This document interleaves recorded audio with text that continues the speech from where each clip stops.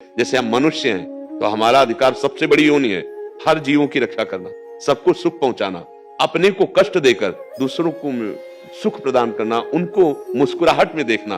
अब ये कितनी बड़ी मनुष्यता, फिर दैवी संपदा, फिर भागवती की स्थिति, फिर ये तो बड़ी बात है। अभी अपने लोगों में तो मनुष्यता ही नहीं आ रही ना।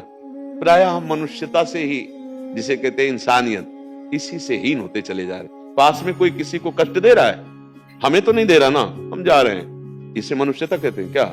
कोई बहन बेटी को सता रहा है, अगर हमारी जान भी चली जाए उस समय हमें उसकी रक्षा करनी चाहिए। लेकिन ऐसी मनुष्यता उसमें होगी जो धर्मात्मा होगा। जो धर्मात्मा होगा वो नहीं टिक सकता, वो फिर वहां अपना प्रभाव, क्योंकि धर्म कहता है तो धर्मो रक्षति रक्षिता, वो धर्म के लिए जाएगा तो धर्म उसकी रक्षा कर लेगा, उसका बाल भी बांका नहीं होगा।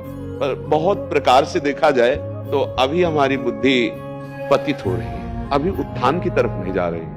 नाम जप करो, सत्संग सुनो, शास्त्र स्वाध्याय करो, तो तुम्हें पता चलेगा कि सतमार्ग, सत्कर्म किसे कहते हैं और असत्कर्म किसे कहते हैं। असत्कर्म का त्यागी, सत्कर्म करने वाला, उसी को तो धर्मात्मा कहते हैं। और वही सत्कर्म भगवद अर्पित हो गए, सो सुख वांछा रहित हो गए, तो वो योग हो गया। सुख दुख के समय कृत्वा लाभा लाभो जया जय, जय पराजय में, लाभ हानि में, सुख दुख में जिसका समान भाव और अपने कर्तव्य का पालन कर रहा है, वो महात्मा हो गया, वो जीवन मुक्त हो गया। लेकिन केवल कर्म से जीवन मुक्त नहीं हो सकता, कर्म बांधने वाले होते हैं, चाहे वो अशुभ कर्म तो बांधते हैं, शुभ कर्म भी बांधने वाले होते हैं। जैसे आप बहुत बड़े पुण्यात्मा हुए तो आप स्वर्ग जाएंगे और वहां सुख भोग करेंगे, फिर मृत्यु लोक आ जाएंगे, तो फायदा क्या हुआ? एक बड़ा स्वप्न जैसा हुआ नहीं।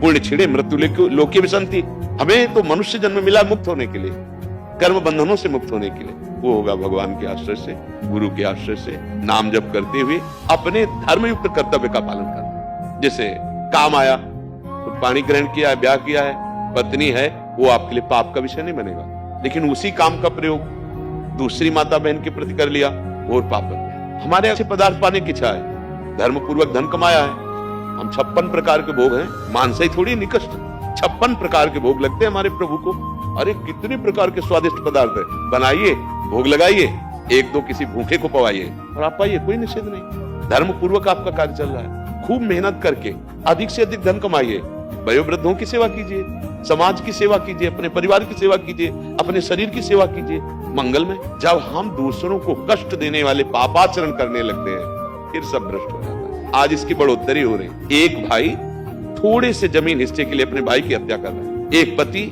थोड़ी सी बात के लिए प्रतिकूल होकर अपनी पत्नी को त्रास दे रहा है, एक पत्नी अपनी कामना पूर्ति के लिए पति की हत्या कर रही, एक पुत्र अपने माता पिता की हत्या कर रहा है, माता पिता का तिरस्कार कर रहा है, एक माता पिता अपनी वासना को नहीं संभाल पा रहा, पुत्र का शोषण या संतान का शोषण कर रहा है। अब देखो, झांक के देखो लोक व्यवहार में ये घुस रहा है ना, राक्षसी भाव, मलिनता, ये है दुर्गति। कर्म से कभी मुक्त होने के लिए बिना भगवान का आश्रय के लिए कोई और उपाय नहीं। कर्म से, जैसे हम नाली से हाथ धोए, गंदे हाथ तो गंदे ही रहेंगे ना।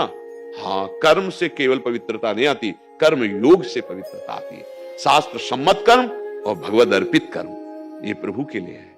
हम पत्नी की, पुत्र की, परिवार की सेवा कर रहे हैं। नाथ सकल संपदा तुम्हारी, मैं सेवक समेत सतनारी, आपकी अभी आनंद आने लगे। लेकिन ऐसा बहुत कठिन हो रहा है। आज जो दुर्दशा हमारे समाज की हो रही ना, बहुत, अब वो संभल जाए तो संभल जाए, नहीं तो बहुत कठिन संभलना। छोटे बच्चे अपने आप को नष्ट कर रहे हैं क्योंकि उनको लगा आनंद की यही वृत्ति है। छोटे बच्चे ऐसे नशे कर रहे हैं कि अपने माता पिता को पीट रहे हैं। अभी 18-20 की अवस्था तो बच्चे ही है ना। वो ऐसी स्थिति में आ गए कि अगर ऐसा हमें व्यसन नहीं मिलेगा, ऐसा नहीं होगा तो हम अपने शरीर को नष्ट कर देंगे। अब ये कहां पहुंच गए? कहां आए थे मंगल में भगवत प्राप्ति के लिए? कर्म ही तो बिगड़ गया।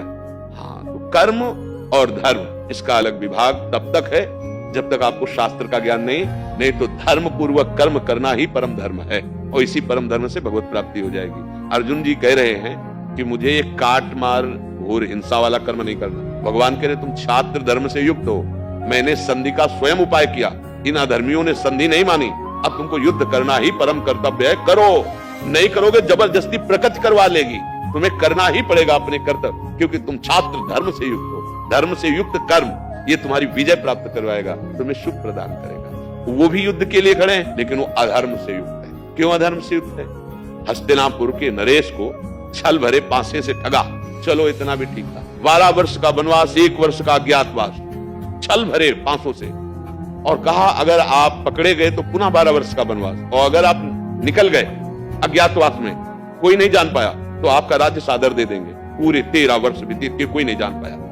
अब राज्य देना चाहिए था ना। तो जब भगवान भी गए और कहा कि अगर आप पूरा राज्य नहीं देते तो आधा दे दो, आधा में नहीं राजी हो तो बोले 5 गांव दे दो।